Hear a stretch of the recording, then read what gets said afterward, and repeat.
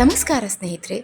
ಇಂದು ನಾವು ಮಹಾಭಾರತದ ಅತ್ಯಂತ ಭಾವನಾತ್ಮಕ ಮತ್ತು ರಹಸ್ಯಮಯವಾದ ಶ್ರೀಕೃಷ್ಣನ ಅಂತ್ಯ ಹಾಗೂ ಯಾದವ ಕುಲದ ನಾಶದ ಕಥೆಯನ್ನು ತಿಳಿದುಕೊಳ್ಳೋಣ. ಸ್ನೇಹಿತರೆ, ಮಹಾಭಾರತ ಯುದ್ಧ ಮುಗಿದ ನಂತರ ಧರ್ಮದ ಸ್ಥಾಪನೆಯಾಗುತ್ತೆ. ಪಾಂಡವರು ರಾಜ್ಯಭಾರವನ್ನು ನಡೆಸ್ತಾರೆ. ಶ್ರೀಕೃಷ್ಣನು ಕೂಡ ದ್ವಾರಕೆಯಲ್ಲಿ ಯಾದವ ಕುಲದೊಂದಿಗೆ ಸಂತೋಷಿತವಾಗಿ ಜೀವನವನ್ನು ನಡೆಸ್ತಾನೆ. ಆದರೆ ಕಾಲಚಕ್ರ ಯಾರನ್ನು ತಾನೇ ಬಿಟ್ಟಿತು. ಭೂಮಿಯ ಮೇಲಿನ ತನ್ನ ಅವತಾರದ ಕಾರ್ಯ ಪೂರ್ಣಗೊಂಡ ಬಳಿಕ ಶ್ರೀಹರಿಯು ತನ್ನ ಲೀಲೆಯನ್ನು ಮುಗಿಸುವ ಸಮಯ ಸಮೀಪಿಸೇ ಬಿಟ್ಟಿತು. ಕುರುಕ್ಷೇತ್ರ ಯುದ್ಧದಲ್ಲಿ ತನ್ನ 100 ಮಕ್ಕಳನ್ನು ಕಳೆದುಕೊಂಡ ಗಾಂಧಾರಿ ದುಃಖದಿಂದ ಕಂಗಾಲಾಗ್ತಾಳೆ. ಅವಳಿಗೆ ಶ್ರೀಕೃಷ್ಣನ ಮೇಲೆ ಬಹಳನೇ ಕೋಪ. ಕೃಷ್ಣ, ನೀನು ಬಯಸಿದ್ರೆ ಈ ಯುದ್ಧವನ್ನೇ ತಡೆಯಬಹುದಿತ್ತು, ಆದರೆ ನೀನು ಹಾಗೆ ಮಾಡಲಿಲ್ಲ. ಆದ್ದರಿಂದ ನನ್ನ ಶಾಪವನ್ನು ನೀನು ತೆಗೆದುಕೊಳ್ಳಲೇಬೇಕು. ನಿನ್ನ ಯಾದವ ವಂಶ ಕೂಡ ಹೀಗೆ ನಾಶವಾಗಿ ಹೋಗಲಿ ಎನ್ನುವ ಶಾಪವನ್ನು ಕೊಟ್ಟು ಬಿಡ್ತಾಳೆ ಗಾಂಧಾರಿ. ಕೃಷ್ಣ ಪರಮಾತ್ಮ ಶಾಪವನ್ನು ಶಾಂತವಾಗಿ ಸ್ವೀಕರಿಸ್ತಾನೆ.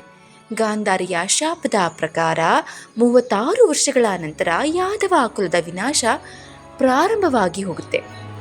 ಒಮ್ಮೆ ಯಾದವ ಯುವಕರು ಋಷಿಗಳನ್ನು ಪರಿಹಾಸ್ಯ ಮಾಡಲು ಪ್ರಯತ್ನಿಸ್ತಾರೆ.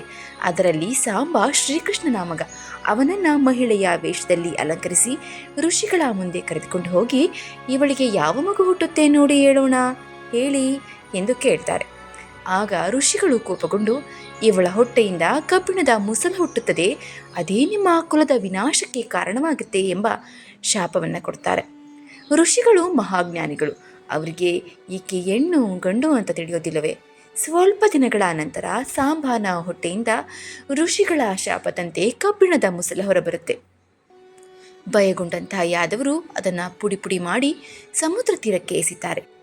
ಆ ಪುಡಿ ಸಮುದ್ರ ತೀರದಲ್ಲಿ ಬೆಳೆದು ಎರಕ ಹುಲ್ಲಾಗಿ ಮಾರ್ಪಡುತ್ತೆ ಅಥವಾ ಬಿದಿರು ಹುಲ್ಲಾಗಿ ಮಾರ್ಪಡುತ್ತೆ. ಹೀಗೆ ಕಾಲ ಕಳೆದಂತೆ ಯಾದವರು ಕೂಡ ಅಹಂಕಾರಿಗಳಾಗಿ ಹೋಗ್ತಾರೆ. ಒಮ್ಮೆ ಎಲ್ಲರೂ ಹೀಗೆ ಪ್ರಭಾಸ ಕ್ಷೇತ್ರಕ್ಕೆ ಯಾತ್ರೆ ಹೋಗಿರ್ತಾರೆ. ಅಲ್ಲಿ ಮದ್ಯಪಾನ ಮಾಡಿ ಪರಸ್ಪರ ಒಬ್ಬರಿಗೊಬ್ಬರು ಜಗಳವನ್ನು ಪ್ರಾರಂಭಿಸಿ ಬಿಡ್ತಾರೆ. ಚಿಕ್ಕ ಜಗಳ ಭೀಕರ ಯುದ್ಧವಾಗಿ ಮಾರ್ಪಾಡಾಗಿ ಹೋಗುತ್ತೆ. ವಿಧಿಯ ಬರಹ ಯಾರಿಗೆ ತಾನೇ ಗೊತ್ತು? ಆ ಸಮಯದಲ್ಲಿ ಸಮುದ್ರ ತೀರದಲ್ಲೇ ಇದ್ದಂತಹ ಎರಕ ಹುಲ್ಲು ಅಥವಾ ಬಿದಿರನ್ನ ತೆಗೆದುಕೊಂಡು ಆಯುಧಗಳಾಗಿ ಮಾರ್ಪಾಡು ಮಾಡಿಕೊಂಡು ಅದರಿಂದಾನೇ ಯಾದವರು ಒಡೆದುಕೊಂಡು ಒಬ್ಬರು ಕೊಲ್ತಾರೆ. ಕೆಲವೇ ಗಂಟೆಗಳಲ್ಲಿ ಪ್ರಬಲವಾದ ಯಾದವ ವಂಶ ಸಂಪೂರ್ಣವಾಗಿ ನಾಶವಾಗುತ್ತೆ. ಯಾದವ ಕುಲದ ವಿನಾಶವನ್ನು ಕಂಡಂತಹ ಬಲರಾಮನು ಯೋಗ ಸಮಾಧಿಗೆ ಕುಳಿತುಕೊಳ್ತಾನೆ. ಅವನ ದೇಹದಿಂದ ಮಹಾಶ್ವೇತ ಸರ್ಪ ಹೊರಬಂದು ಸಮುದ್ರದ ಕಡೆ ಸಾಗುತ್ತೆ. ಅದೇ ಆದಿಶೇಷನ ಸ್ವರೂಪ. ಹೀಗೆ ಬಲರಾಮ ಕೂಡ ತನ್ನ ಅವತಾರವನ್ನು ಮುಗಿಸಿಬಿಡ್ತಾನೆ. ಯಾದವ ಕುಲದ ನಾಶದ ನಂತರ ಶ್ರೀಕೃಷ್ಣನು ಕಾಡಿಗೆ ತೆರಳುತ್ತಾನೆ. ಒಂದು ಅಶ್ವತ್ಥಾಮರದ ಕೆಳಗೆ ಧ್ಯಾನ ಸ್ಥಿತಿಯಲ್ಲಿ ಕುಳಿತುಕೊಳ್ತಾನೆ. ಆ ಸಮಯದಲ್ಲಿ ಜರ ಎಂಬ ಬೇಟೆಗಾರ ದೂರದಿಂದ ಶ್ರೀಕೃಷ್ಣ ಪರಮಾತ್ಮನ ಪಾದವನ್ನು ಕಂಡು ಜಿಂಕೆಯ ಕಣ್ಣೆಂದು ಭಾವಿಸ್ತಾನೆ. ಅವನು ಬಾಣವನ್ನು ಆ ಪಾದದ ಕಡೆ ಹಾರಿಸ್ತಾನೆ.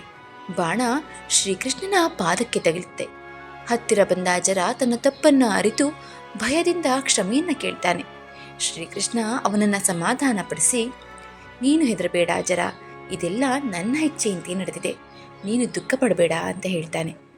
ಹೀಗೆ ಶ್ರೀಕೃಷ್ಣ ಪರಮಾತ್ಮ ಕೂಡ ತನ್ನ ಅವತಾರವನ್ನು ಮುಗಿಸಿ ವೈಕುಂಠವನ್ನು ಸೇರ್ತಾನೆ. ನಂತರ ದೇವತೆಗಳು ಮತ್ತು ಋಷಿಗಳು ಅಲ್ಲಿ ಪ್ರತ್ಯಕ್ಷರಾಗ್ತಾರೆ. ಶ್ರೀಕೃಷ್ಣ ತನ್ನ ದಿವ್ಯ ರೂಪವನ್ನು ತೋರಿಸ್ತಾನೆ. ಅವನ ಅವತಾರ ಸಮಾಪ್ತಿಯೊಂದಿಗೆ ದ್ವಾಪರ ಯುಗ ಕೂಡ ಕೊನೆಗೊಂಡು ಕಲಿಯುಗ ಪ್ರಾರಂಭವಾಗುತ್ತೆ. ಶ್ರೀಕೃಷ್ಣನ ನಿರ್ಗಮನದ ನಂತರ ಸಮುದ್ರವು ದ್ವಾರಕಾ ನಗರವನ್ನು ಆವರಿಸಿಕೊಳ್ಳುತ್ತೆ. ಅದ್ಭುತವಾದ ದ್ವಾರಕಾ ನಗರ ಸಮುದ್ರದೊಳಗೆ ಮುಳುಗಿ ಹೋಗುತ್ತೆ. ಇಂದಿಗೂ ಸಮುದ್ರದ ಆಳದಲ್ಲಿ ದ್ವಾರಕೆಯ ಅವಶೇಷಗಳಿವೆ ಎಂದು ನಂಬಲಾಗಿದೆ. ಸ್ನೇಹಿತರೆ, ಶ್ರೀಕೃಷ್ಣನ ಜೀವನ ನಮಗೆ ಧರ್ಮ, ಭಕ್ತಿ, ಕರ್ತವ್ಯದ ಪಾಠವನ್ನು ಕಲಿಸುತ್ತೆ.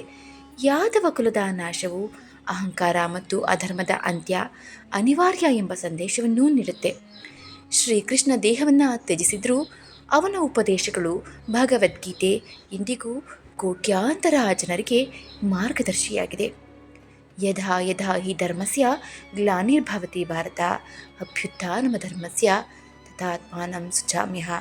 ಜೈ ಶ್ರೀಕೃಷ್ಣ. ಈ ವಿಡಿಯೋ ಇಷ್ಟವಾದರೆ ಲೈಕ್ ಮಾಡಿ, ಶೇರ್ ಮಾಡಿ, ಹಾಗೆ ಸಬ್ಸ್ಕ್ರೈಬ್ ಮಾಡೋದನ್ನು ಮರಿಬೇಡಿ. ಧನ್ಯವಾದ.